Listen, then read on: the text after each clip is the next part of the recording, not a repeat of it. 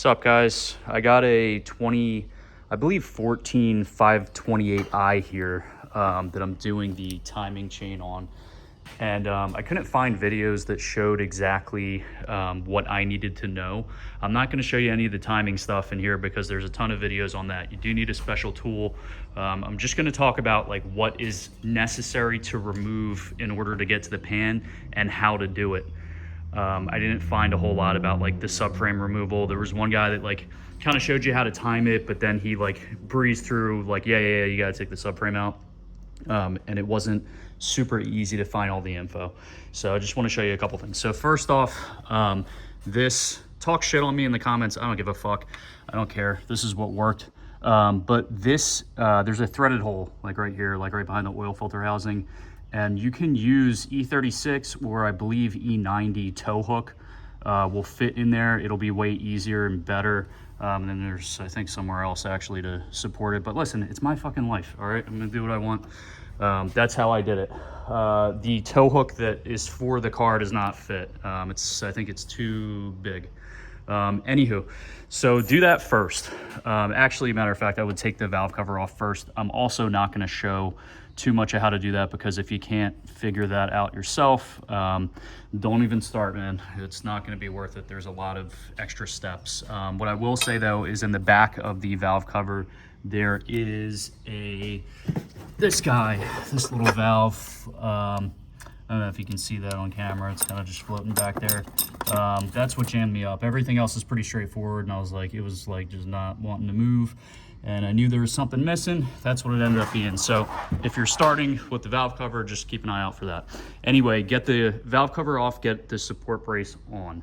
The next thing you're gonna need to do is start taking out suspension stuff.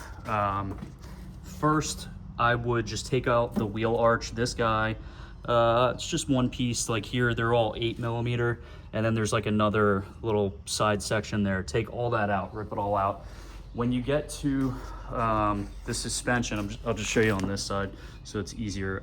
Start with this top guy, take that out, all right? And it's just like an E-bit and I believe a 13mm, maybe 14mm on the other side.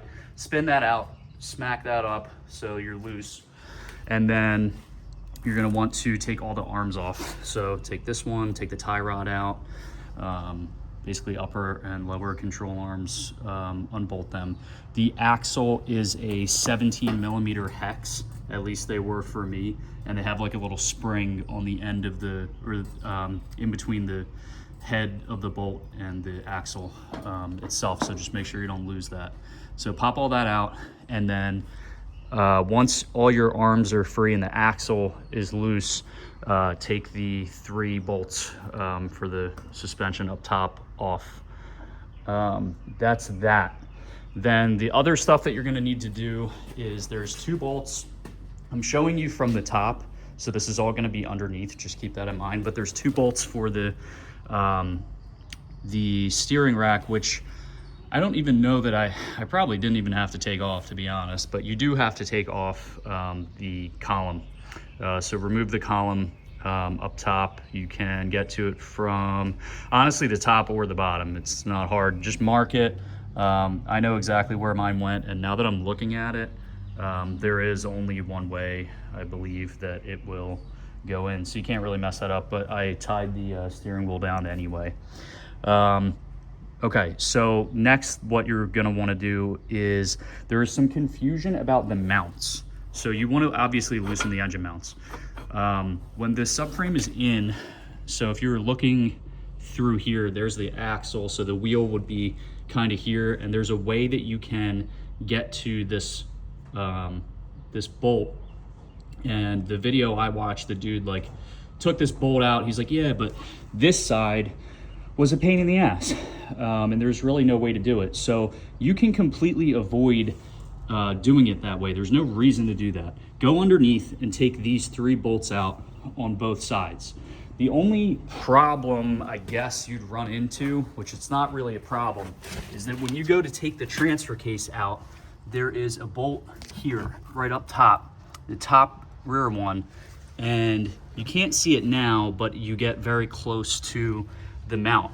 What I did is I just put the E-bit on a 3/8 ratchet. I got a pipe and I cracked it loose, and then I took everything off because you don't want to get your ratchet stuck in there. And then I took just an open-ended, like a regular 12 mil wrench, and just backed it out. When I put it in, I'm gonna leave the bolt in. You know what I'm saying? Like, just keep it in there so it clears the mount and you can torque it back down. But there's no point in taking, you don't have to take the engine mounts out. I don't know why people were saying that. It's pointless. You do have to take the drive shaft obviously off. What else needs to come out? Tie your brakes up. Okay, so these are for this is all stuff that goes to the steering rack. Just disconnect it. There's like some clips and stuff, just like push it up and over the arms. And then, oh, okay, so let me show you each bolt. So you have 2 up front, 1 and 2. You have 2, I think it's these, is it these? No, it's these guys.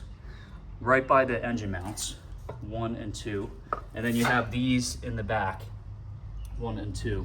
And these are like under that felt tray. You kind of got to either push it back or disconnect it. Mine was already kind of shredded, so I just pushed it back a little bit. But so after you take all that off, that's all I heard mention of is like just those 6 bolts. But that's not the case. Up front, there is a 14 millimeter, I believe, that goes through the core support up here. So when I disconnected mine, it shifted, it kind of tilted, and I could tell it was loose. I couldn't find anywhere that it was kind of a pain in the ass. But ultimately, there's 2 more bolts. You're only gonna be able to see them if you take off the tray that's like right here. That's why I was saying just take all that out first. It'll make your life a lot easier. But once you buzz them out, just make sure it's like, obviously you have a jack or something supporting the subframe underneath. And you should be good to go. Take the, one of these I guess is like ABS. I don't know if the other one is traction something, but one of them can stay on, oh, that's brake. And the other I guess is ABS. So the ABS one, just disconnect it from this box up here. And that can come down. And I'm trying to think if there's anything else like noteworthy, but overall it's not that bad. I mean, BMW shows like 15 hours like labor time. I don't think that's the case. This was honestly like a couple hour thing to at least get to this point. Timing, it's going to be a different thing, but that's obviously a lot easier than pulling a whole subframe, at least in my opinion. Yeah, that's it, boys. Just let me know if you have any questions or anything. Drop some stuff in the comments. Hopefully this video helps somebody. I know it would have helped me a lot because there really wasn't any information out there other than just people like glazing over the bulk of the labor, which is obviously getting all this shit out. So, all right, good luck, guys. I'll see you.